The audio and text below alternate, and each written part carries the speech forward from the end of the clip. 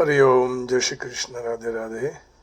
बंशीधरम तोत्रधरम नमामि मनोहरम मोहहरम च कृष्णम मालाधरम धर्मधुरम धरं च पार्थस्य सारथ्यकरं च देवं कर्तव्यदीक्षां च समत्वशिक्षां ज्ञानस्य भिक्षां शरणागतिं च ददाति गीता करुणाद्रभूता कृष्णेन गीता जगतो हिताय।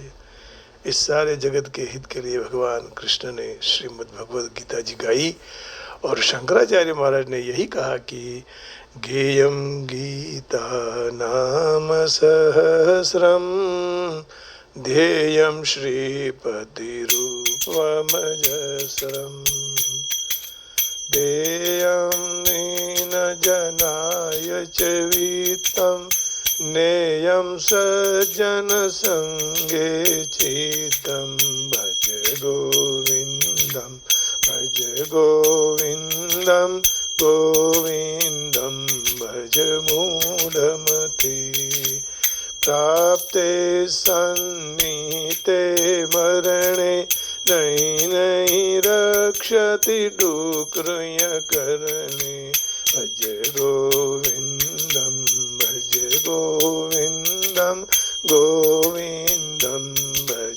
मूढमते गोविंदं भज मूढमते गोविंदं भज मूढमते भज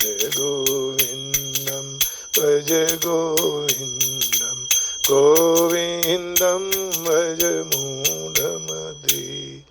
कृष्ण कन्हैया लाल की जय। श्रीमद् भगवद गीता जी अध्याय 16वां और श्लोक 6वां, भाग दूसरा। श्लोक इस प्रकार है। द्वौ भूत सर्गौ लोकेस्मिन् दैवासुर एव च दैवो विस्तरश प्रोक्त आसुरम पार्थ में शृणु। इस श्लोक में और इस श्लोक में दो प्रकार के प्राणियों की सृष्टि बताई, एक दैवी सृष्टि, एक आसुरी सृष्टि। दैवी ने तो भगवान ने विस्तार से बता दिया। भगवान कह रहे हैं कि दैवी को तो मैंने विस्तार से बताया, अब हे पार्थ आसुरी को विस्तार पूर्वक मुझसे सुनो। तो भगवान ने इस श्लोक में ये भी कहा, अहो अमीशां किमकारिशोभनम प्रसन्न येषां स्विदुतः स्वयं हरि। जे जीवों जिसने भारतवर्ष में जन्म लिया है वो पुण्य कैसा किया होगा, स्वयं हरि प्रसन्न हो जाते हैं। इस परम सौभाग्य को देवता कहते हैं, हम भी चाहते हैं। यैर्जन्म लब्धम नृषु भारताजिरे मुकुंद सेवोपैकं स्पृहाहिनः वयं स्पृहाहिनः गायन्ति देवा किल गीतकानि धन्यास्तु ते भारत भूमि भागे स्वर्गापवर्गास्पदमर्गभूते भवन्ति भूयः पुरुषा सुरत्वात्। देवगण भी निरंतर जिसका गान करते हैं, जिन्होंने स्वर्ग और अपवर्ग के मार्ग रूप भारतवर्ष में जन्म लिया है, वे पुरुष हमारे देवताओं की अपेक्षा से अधिक बड़भागी है। स्वर्ग और अपवर्ग इस मार्ग रूप भारतवर्ष में, क्योंकि वहीं जन्म ले तो ही वो मिलता है, ऐसा कहते हैं।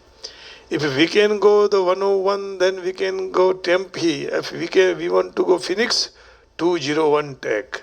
Same if you want to the salvation, moksha, mukti, you have to take janma, birth in the Bharata, not India, Bharata, Bharat Bhumau. तो आइए, मानवेतर प्राणी भी दैवी प्रकृति को प्राप्त होने की कई बातें सुनाई देती है। पढ़ने में आता है, देखने भी आता है। कई उदाहरण हैं जिसमें पशु पक्षियों की योनियों में भी दैवी गुण होने की बात आती है। जैसे महाभारत के शांति पर्व में ऐसे प्रसंग की एक कथा आती है। शकुनी लुब्धक नाम का एक पारधी था, है ना। उस पारधी ने, उसका मुख्य काम पशुओं को मारना था, सबको मारता रहता था वो। तो अब एक दिन ऐसा हुआ कि वह शिकार के लिए जंगल में गया, दिन भर घूमता रहा, लेकिन कुछ मिला नहीं खाने का। अकस्मात आकाश बादलों से भर गया और जोर जोर से एकदम आंधी आई, वर्षा होने लगी। तो पारधी वह वृक्ष के नीचे बैठ गया। उसी वृक्ष पर कबूतर कपोत है और उसकी पत्नी कबूतरी, ये दोनों रहते हैं। कई हिंदी शब्द में थोड़ी मिस्टेक हो जाती है, कबूतर ही बोलते हैं, कबूतर कबूतरी। तो वो दोनों बाहर दाने चुगने गए थे। बरसात के कारण वहाँ उसकी पत्नी कबूतरी जल्दी आ गई, पांखों से भीजी हुई थी और ध्रुज कर वह नीचे गिर गई। तो पारधी ने उसको पकड़ लिया और पंजरे में बंद कर दिया। तो वहाँ कबूतर आ गया, कबूतरी को देखकर विलाप करने लगा। उस विलाप को सुनकर कबूतरी बोली कि हे प्राणनाथ, आप मेरे लिए इतना विलाप क्यों करते हो? आपका कर्तव्य का पालन करो, अपने स्थान पर इस अतिथि की आप रक्षा करो। अतिथि का सत्कार करना गृहस्थ का कर्तव्य है। तो कोई न कोई रीते उसकी ठंडी जो उसको लग रही है वो ठंडी उसकी चली जाए, उसकी भूख भी मिटे, ऐसा आपको प्रबंध करना चाहिए। मैं तो पंजरे में पड़ी हूँ। अपनी स्त्री की बात सुनकर कबूतर ने अपने चांच से सूखे पत्तों पर छोटे छोटे सूखे लकड़े इकट्ठे किए और कोई घर में से जलता हुआ लकड़ा लेकर वह अग्नि प्रज्वलित किया। तब पारधी ठंडी से जो कंप रहा था, कांप रहा था, अग्नि से उसको थोड़ा अच्छा लगा। तब कबूतर ने कहा कि मुझे भूख लगी है। उसने कहा कबूतर को, तो मैं क्या करूं? कबूतर बोला कि आप चिंता नहीं करो, आप मेरे अतिथि हैं, आपकी भूख मिटाने का प्रबंध मैं करूंगा। कबूतर ने थोड़ा विचार किया, परंतु उसने अपनी जात को अग्नि में बिना डाले ही एक उपाय उसके सूझ डाला। उससे अग्नि से तरण परिक्रमा करके वहां कूद पड़ा है। तो अग्नि में जलता हुआ देखकर पारधी के मन में विचार आया कि यह कबूतर मेरे पर कितना उपकार कर रहा है। भोजन के लिए उसने अपनी जान दे दी। हाय हाय, मैं कितना क्रूर निर्दयी पापी हूँ। इस पक्षी होते हुए भी कितना मेरा आदर किया है। मैं मनुष्य होकर यदि ऐसा काम करूं, ये पारधी को हो रहा है और ऐसा पाप कर्म कर रहा हूं। तब उसके हृदय से आवाज निकली, अब मैं ऐसा पाप कर्म नहीं करूंगा। उसने निश्चय किया, वह पिंजरे में से कबूतरी को छोड़ दी और अपने पतिदेव के अभाव में वह कबूतरी विलाप करने लगी। पतिदेव के बिना ही मैं कैसे रह सकूं, क्या करूंगी? विलाप करती हुई वह भी अग्नि में कूद गई। इतने में दोनों बन्ने कबूतरी को लेने के लिए विमान आया। तो दोनों विमान पर बैठकर स्वर्गलोक में चले गए। तो उनको तो इस तरह विमान में देखते हुए पारधी के अपने अस्त्र शस्त्र पारधी ने फेंक दिए। उसने विचार किया कि अब मैं भोजन स्मरण करूंगा, लेकिन त्याग तपस्या करके मेरे शरीर को सुखा दूंगा, कुछ खाऊंगा पीऊंगा नहीं। ऐसा विचार करके वह बहुत कांटे से भरे हुए जंगल में चला गया। सारे शरीर उसके कांटे पर लग गए, शरीर उजड़ गया। अग्रे वन में चारों तरफ से आग दावाग्नि लगी हुई थी। उस आग में घुस कर खुद भी जलकर मर गया। अंत समय में भजन और स्मरण करने से उसकी सदगति हुई। कहने का भाव यही है कि आप समर्पित हो जाओ, किसी को भी समर्पित हो, परमात्मा हाजिर है। अंतकाले च मामेव स्मरन् मुक्त्वा कलेवरम यः प्रयाति त्यजन् देहं स याति परमां गतिम्। दूसरों के लिए उपमेय आ जाए। शरीर इसलिए भगवान ने दी। कई कुत्ते और देखने में आते हैं कि जो अमावस्या एकादशी का व्रत करते हैं और दिवस को भी अन्न नहीं खाते हैं। सत्संग में मनुष्यतर प्राणियों को आने की बात जब सुनते हैं तो वो भी जाकर वहाँ सुनते हैं। सत्संग में सांप को भी आप देखा है। गोरखपुर में जब कथा चल रही थी, 12 मार्च का कीर्तन हुआ था, तो वहाँ एक काला कुत्ता कीर्तन मंडली के बीच में आकर जहाँ सत्संग होता था वहाँ बैठ जाता था। ऋषि के स्वर्गाश्रम में वट वृक्ष के नीचे एक सांप आया करता था।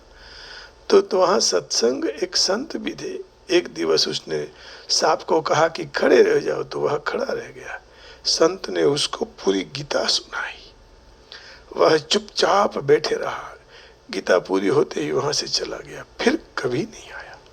तो इस जात के पशु पक्षियों में दैवी प्रकृति पूर्व संस्कार स्वाभाविक होते हैं। पूज्य रमेश भाई कहते थे कि जब मैं कथा कर रहा था तो एक कुत्ता 7 दिन तक नीचे बैठकर कथा सुनता रहा, और 7वें दिन जब वहां से कथा का मंडप उठाया गया तो उसने प्राण छोड़ दिए थे। तो यही पशु पक्षी भी यदि भगवान का नाम लेते हैं तो हमें तो भगवान ने जीभ, आंख, कान, हाथ कितना बढ़िया दिया है, वो उसी के लिए होता है। मुख तब पवित्र है जब हरि का नाम ले लो। मुखम पवित्रम यदि राम नाम, कर्णौ पवित्रौ यदि ईश्वर कथा श्रवणम, हस्तौ पवित्रौ यदि देव कार्यम, पादौ पवित्रौ यदि तीर्थ यात्रा। तो उस कुत्ते ने भी प्राण छोड़ दिए, लेकिन 7 दिन कथा सुनी। श्रीमद् भागवत जी में आता है कि ऊंट हमें कह रहा है कि इतनी ऊंचाई लेकर भगवान का भजन नहीं कर रहे हो। कुत्ते भी ये कह रहे हैं कि हमसे भी हमें तो कोई डंडा मारता है, तुम्हें तो थाली में भोजन आ जाता है, सोने के लिए खटिया, रहने के लिए घर है, फिर भी उसे याद नहीं करते। भगवान को याद किया करो, स्मरण करो। कोई दुनिया कुछ भी कहे कि ये दिखावा है, क्या जरूरत है फेसबुक पर कथा करने की, लेकिन कई लोग सुनते हैं। वो लोग सुने तो उनका भी मंगल होगा, करने वाले का, श्रवण करने वाले का, श्रवण कराने वाले का, सबका मंगल होता है। भक्तों मित्रों, यज्ञ से कथा का फल नहीं, लेकिन कथा से यज्ञ का फल मिलता है। इसलिए गाते रहो कृष्ण गोविंद गोविंद, गाते रहो, अपना कर्म सदा तुम करते रहो। तो कई पशुओं में यह दैवी गुण दिखे जाते हैं। वहां दैवी संपत्ति के गुणों के विकास का क्षेत्र, ત્યાં દેવી સંપત્તિના ગુણના વિકાસનું ક્ષેત્ર અને યોગ્યતા નથી। उनके विकास का क्षेत्र और योग्यता केवल मनुष्य के शरीर में। वो कुत्ते के पास नहीं है, कबूतर कबूतरी के पास नहीं है, गैया के पास नहीं है, सांप के पास नहीं है, मनुष्य को दिया है। पशु पक्षी, जड़ी बूटी, वृक्ष लता, जितने भी स्थावर जंगम प्राणी है उसमें दैवी और आसुरी संपत्ति वाले प्राणी होते हैं। मनुष्य इन सब की रक्षा करनी चाहिए, क्योंकि उनकी रक्षा के लिए सबके लिए प्रबंध करना मनुष्य का भगवान ने सर्जन किया है, मनुष्य की जिम्मेदारी है। उससे विरुद्ध हम उनको खा जाते हैं। कई देश में तो छोटे छोटे कीड़े, श्रिम्प, क्या क्या नहीं, सब खा जाते हैं। मैं पूजा में भी कहता हूं कि गैया की पूजा करते हो, गैया को मत खाओ। You don't have to beef it because you are Hindu. And Hinduism in wrote the rishis, do not eat, do not kill any प्राणी, any जीव, किसी को भी, किसी की भी हत्या मत करो, किसी को मत खाओ, अनाज फल फूल खा के जीवन बिता दो। तो भगवान ने हमें उनकी रक्षा के लिए जन्म दिया है, हमारा सर्जन इसलिए किया है कि उनके मदद रूप हो हम। उनमें भी सात्विक पशु पक्षी, जड़ी बूटी आदि जो हैं, उनकी तो विशेषता से रक्षा करनी चाहिए, क्योंकि उनकी रक्षा से अपने में दैवी संपत्ति बढ़ती है और एनवायरनमेंट बचता है। पशु पक्षी प्राणी कीट जो भी हैं, सांप, ये सब क्यों भगवान ने बनाए? क्योंकि वो एनवायरनमेंट की रक्षा करते, कोई ना कोई रूप में मनुष्य को वो मदद रूप होते हैं। लेकिन आज हम उन लोगों को ही खा जाते हैं। खुद की रक्षा के लिए हम विनाश कर रहे हैं, विकास नहीं, विनाश हो रहा है। इसलिए जीव मात्र प्रभु का अंश है, मत मारिए, मत खाइए। गौ माता अपनी पूजनीय है, उनकी रक्षा और पालन करना चाहिए। गाय सारे सृष्टि का कारण है, गावो विश्वस्य मातरा, गाय के घी से यज्ञ होता है, भैंस आदि के घी से यज्ञ नहीं होता है। यज्ञ से बारिश होती है, बारिश से अन्न और अन्न से प्राणी पैदा होते हैं, प्राणियों में से खेती, और फिर वृषभ, और वह बलद जब गाय देता है, गाय वृषभ को जन्म देती है, तो वह वृषभ खेती में काम में आता है। कई लोगों का एक प्रश्न है कि विदेश में इतने पशु काटने के बाद, इतने जीव काटने के बाद भी वो लोग सुखी हैं, लेकिन वो भौतिक सुख में डूबे हुए हैं। मित्रों, 5 कर्म सत्कर्म करेंगे तो उस सत्कर्म का फल अवश्य भोगना पड़ेगा, और यदि 5 पाप करेंगे, कुकर्म करेंगे, तो वो भी भोगना पड़ेगा। कभी ऐसा नहीं हो सकता कि आपने सत्कर्म 5 कर दिए, 5 पुण्य पाप किए थे वो कट जाएंगे, नहीं, वो ऐसे ही रहते हैं, कहीं नहीं जाते हैं। इसलिए इस बलद की जल हल के साथ जोड़कर कुएं में से जल निकाल कर खेती की जाती है, काम में आते हैं। खेती से अन्न, वस्त्र, जीवन निर्वाह के लिए पैदा ही होती है वस्तुएं। एक बार सोचिएगा भक्तों, कोई भी विज्ञान चावल का दाना नहीं बना पाएगा, गेहूं का दाना नहीं बना पाएगा। मैं बीच में एक कोई वीडियो सुना था कि चाइना में नकली चावल बना रहे हैं, राइस, लेकिन उससे थोड़ी पेट भरेगा, वो तो मार देगा, वो जहर बना रहे हैं, वो चावल नहीं बना। एक रेती का कण भी नहीं बना पाएंगे, जल नहीं बना पाएंगे वैज्ञानिक लोग। इसलिए सोचिएगा कि भजन ही सर्वोत्तम है। विश्व युद्ध होगा नहीं तो फिर शुरू तो हो गया है। जो कुछ भी कर्म करते हैं उनको भुगतना पड़ता है। किसको मन की शांति है यार? तो जिससे मनुष्य, पशु आदि सबका जीवन निर्वाह होता है। निर्वाह में गाय के घी का दूध अपने खाने पीने के लिए काम में आता है। घी से दूध अपने शरीर में बल और अंतःकरण में सात्विक भाव आते हैं। इसलिए जितनी जड़ी बूटियां हैं, अब यहाँ तो दूध को, गाय को भी जबरदस्ती दोही जाती है मशीन से। मैं यहाँ की टीका नहीं कर रहा हूँ मित्रों, ये कभी भी मत में लीजिए, मैं दोनों की बात कंपेयर कर रहा हूँ। सब होते हुए भी हम लोग भोग और विलास में पड़ने के बावजूद भूल गए। उसमें सात्विक जड़ी बूटी से कायाकल्प होती है, रोग दूर होता है, शरीर पुष्ट होता है। इसलिए लोगों ने सात्विक पशु पक्षी जड़ी बूटी की आदि की रक्षा करनी चाहिए, गैया की रक्षा होनी चाहिए, जिनसे अपना यह लोक और परलोक दोनों सुधर जाए। दैव विस्तर प्रोक्त, भगवान कहते हैं कि दैवी संपत्ति का मैंने विस्तार से वर्णन किया। इसी अध्याय के पहले श्लोक में 9, दूसरे श्लोक में 11 और तीसरे श्लोक में 6, इस तरह देवी संपत्ति के कुल 26 लक्षणों का वर्णन किया है।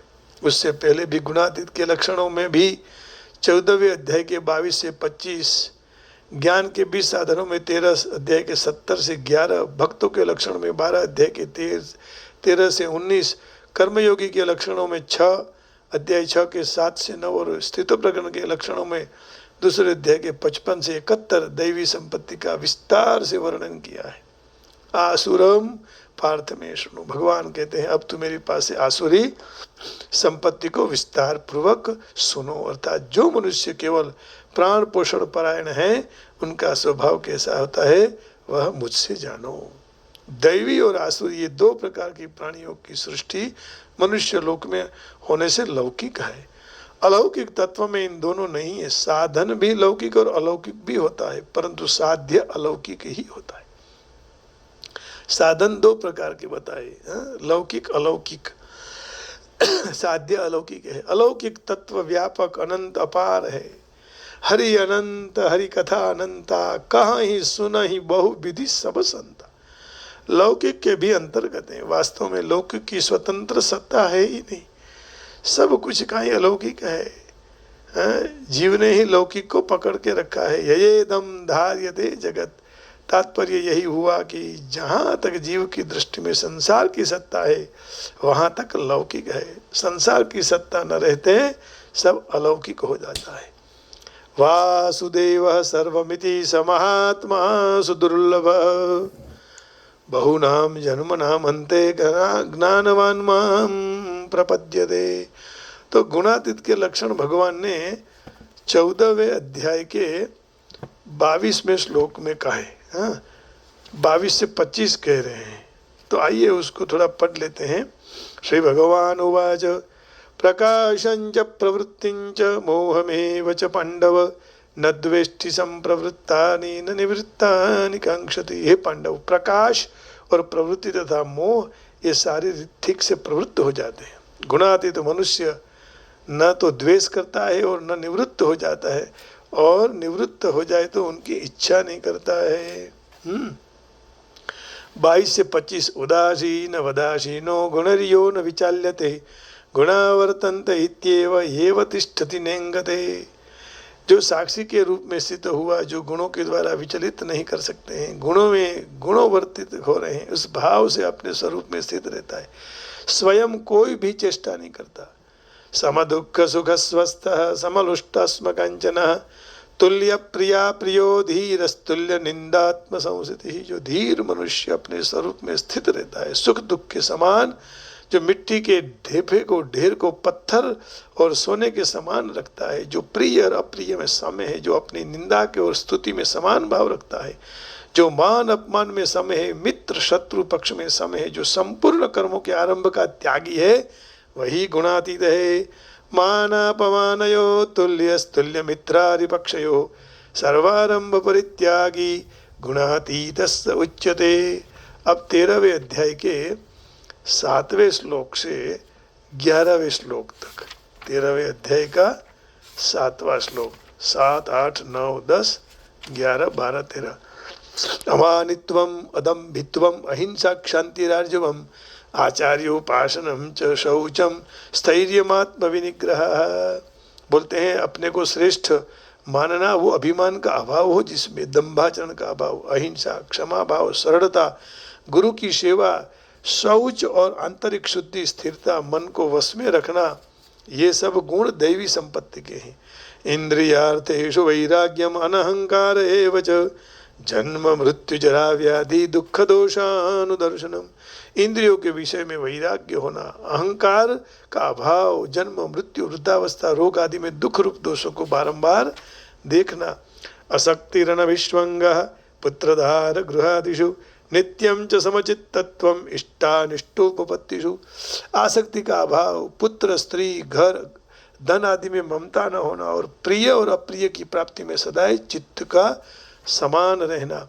मयि चानन्य योगेन भक्तिरव्यभिचारिणी विविक्त देश सेवित्वम अरतिर्जन संसदि। मुझ परमेश्वर में अनन्य योग द्वारा अव्यभिचारिणी भक्ति होना, एकांत और शुद्ध स्थान में रहना, ऐसा स्वभाव होना, जन समुदाय में प्रीति नहीं रखना, जहाँ बहुत भीड़ लगती हो वहाँ कोई जाने की जरूरत नहीं है। अध्यात्म ज्ञान नित्यत्वम तत्व ज्ञानार्थ दर्शनम एतज्ज्ञानमिति प्रोक्तम अज्ञानम यदतोन्यथा। अध्यात्म ज्ञान में नित्य स्थित रहना और तत्व ज्ञान के सार रूप परमात्मा का सर्वत्र अनुभव करना, इस तरह 20 साधन को ज्ञान है और इसे विपरीत अज्ञान है, ऐसा कहा गया है। फिर भक्तों के लक्षण 12वें अध्याय में 13 से 19, 12वां अध्याय भक्ति हो गए हैं, तो 12वें अध्याय का 13वां श्लोक वहाँ से 19 तक क्या कहते हैं। अद्वेष्टा सर्वभूतानां मैत्रः करुण एव च निर्ममो निरहंकारः समदुःख सुखक्षमी संतुष्टः सततं योगी यतात्मा दृढ़ निश्चयः मय्यर्पित मनो बुद्धिर्यो मदभक्तः समे प्रियः। सब प्राणियों में द्वेष भाव रहित, मित्र भाव वाला, दयालु, ममत्व रहित, अहंकार रहित, सुख दुखों की प्राप्ति में सम, क्षमाशील, निरंतर संतुष्ट योगी, शरीर को वश करके दृढ़ निश्चय वाला, मुझ में अर्पित मन बुद्धि वाला मेरा भक्त मुझे बहुत ही प्रिय है। यस्मान्नो द्विजते लोको लोकान्नो द्विजते च यः अर्षामर्ष भयोद्वेगैर् मुक्तो यस्य च मे प्रियः। जिनसे कोई भी जीव को उद्वेग न हो, उद्वेग नहीं प्राप्त करता हो, स्वयं भी कोई जीव को उद्वेग नहीं करता हो, तो ऐसे हर्ष अमर्ष ईर्ष्या भय उद्वेग आदि से रहित है वह भक्त मुझे बहुत प्रिय है। अनपेक्षः शुचिर्दक्षः उदासीनो गतव्यतः सर्वारंभ परित्यागी यो मद भक्त समय प्रिय। ये सब दैवी संपत्ति के लक्षण है। जो अपेक्षा आवश्यकता रहित, बाह्य और आंतरिक तरह से शुद्ध, निपुण, पक्षपात रहित, व्यथा रहित, सर्व आरंभों का अर्थात नए नए कर्मों के आरंभों का सर्वथा त्यागी है, ऐसा भक्त मुझे प्रिय है। यो न रुष्यति न द्वेष्टि न शोचति न कांक्षति, शुभाशुभ परित्यागी भक्तिमान यस्मै प्रिय। जो न तो कभी हर्ष प्राप्त करता है, न द्वेष करता है, न शोक करता है, किसी की कामना करता है, शुभ अशुभ सारे कर्मों से भी पर है, राग द्वेष रहित है, भक्ति युक्त, ऐसा मनुष्य मुझे बहुत प्रिय है। अब 2 श्लोक अंतिम। समशत्रौ च मित्रे च तथा मानापमानयोः, शीतोष्ण सुख दुःखेषु समसंग विवर्जितः, तुल्य निंदा स्तुतिर्मौनी संतुष्टो येन केनचित्, अनिकेत स्थिर मतिर भक्तिमान में प्रियो न रहा। जो शत्रु और मित्र में, मान अपमान में सम है, ठंडी गर्मी, अनुकूलता प्रतिकूलता, सुख दुख, बुद्धि की अनुकूलता प्रतिकूलता में भी सम है, आसक्ति रहित, जो निंदा स्तुति को समान समझने वाला, मननशील, जो कोई भी प्रकार के शरीर का निर्वाह न होने में और होने में संतुष्ट, रहने के स्थान में शरीर में ममता और आसक्ति रहित, ऐसे स्थिर बुद्धि वाला भक्ति युक्त मनुष्य मुझे बहुत प्रिय है। अब ये 12वें अध्याय 13 श्लोक से 19 हो गया। अब 6ठे अध्याय के 7वें, 8वें और 9 3 श्लोक है 6ठा अध्याय में। ये सब दैवी संपत्ति के लक्षण हैं, है ना। तो दैवी संपत्ति के लक्षण बहुत भगवान ने कहा कि मैंने बताए। 6ठे अध्याय का 7वां श्लोक देखिए। जितात्मनः प्रशांतस्य परमात्मा समाहितः, शीतोष्ण सुख दुःखेषु तथा महानापमानयोः, ज्ञान विज्ञान तृप्तात्मा कूटस्थो जितेन्द्रियः, युक्त इत्युच्यते योगी समलोष्टास्म कांचनः। लोहे और सोने में एक सरखा माने। सुहृन्मित्रार्युदासीन मध्यस्थ द्वेष्य बंधुषु, साधुषु अपि च पापेषु समबुद्धिर् विशिष्यते। कोई सुहृद मित्र हो, शत्रु हो, उदासीन, मध्यस्थ, द्वेषी और बंधुगण में, धर्मात्माओं में, पापियों में समान भाव रखने वाला श्रेष्ठ है। अब स्थित प्रज्ञ के लक्षण में 55 से 71। स्थित प्रज्ञस्य का भासमाधिस्तस्य केशव, स्थित किम प्रभासेत किमासेत व्रजेत किम। जो हिलता नहीं है, कोई भी बात हो तो उसको कहते हैं स्थित प्रज्ञ। आइए इंग्लिश में भाषांतर क्या है। द्वौ भूत सर्गौ लोकेस्मिन्, there are only 2 types of men in this world. Arjuna, the one processing of divine nature and the other processing is demonic dispositions of these. The type processing divine nature has been dealt with at length. Now hear in detail from me about those processing demonic disposition. अब तुम आसुरी संपत्ति के बारे में सुनो। O son of Parth, in this world there are 2 kinds of created beings. One is called divine and the other demonic. I have already explained to you at length the divine qualities. Now hear from me of the demonic. दैवी के सुन लिए, अब तुम आसुरी के लक्षण सुनो। आइए इस श्लोक को पूर्ण करते पहले थोड़ा भगवान का नाम संकीर्तन कर लेते हैं। भगवान का नाम संकीर्तन ही सबसे बड़ी अपनी मूड़ी है, अपना धन है ना। तो एक एक आप सुनेंगे तो उसमें मन लगेगा, और मन लगने से फिर चिंता की बात नहीं रहती है। आइए भगवान का संकीर्तन करेंगे। तो संकीर्तन से परमात्मा प्रसन्न होते हैं।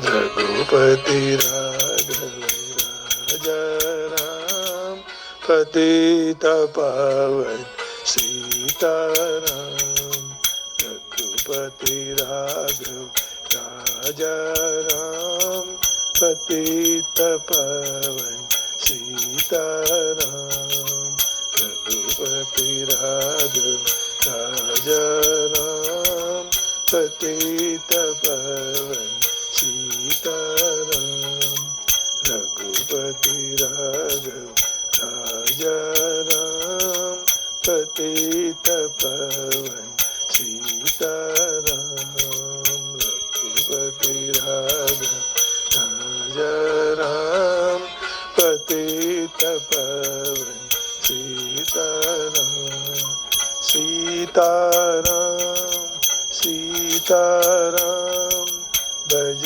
प्यारे तू सीताराम सीताराम सीताराम भज प्यारे तू सीताराम सीताराम सीताराम भज प्यारे तू सीताराम सीताराम सीताराम भज प्यारे तू सीताराम जानकी वल्लभ जय सिया राम भज प्यारे तू सीताराम जानकी वल्लभ सीताराम भज प्यारे तू सीताराम रघुपति राघव राजा राम पतित पावन सीताराम रघुपति राघव राजा राम पतित पावन सीताराम रघुपति राघव राजा राम पतित पावन सीताराम रघुपति राघव राजा राम पतित पावन सीताराम रघुपति राघव राजा राम पतित पावन सीताराम रघुपति राघव राजा राम पतित पावन सीताराम रात को निंदिया दिन को काम कभी भजोगे प्रभु का नाम रात को निंदिया दिन को है काम कभी भजोगे सीताराम रात को निंदिया दिन को तो काम कभी भजोगे प्रभु का नाम रात को दिन को है काम कभी भजोगे सीताराम तेरा रहिए अपने काम लेते रहिए हरि का नाम करते रहिए अपना काम लेते रहिए हरि का नाम रघुपति राघव राजा राम पतित पावन सीताराम रघुपति राघव राजा राम पतित पावन सीताराम रघुपति राघव राजा राम पतित पावन सीताराम रघुपति राघव राजा राम पतित पावन सीताराम रघुपति राघव राजा राम पतित पावन सीताराम रघुपति राघव राजा राम पतित पावन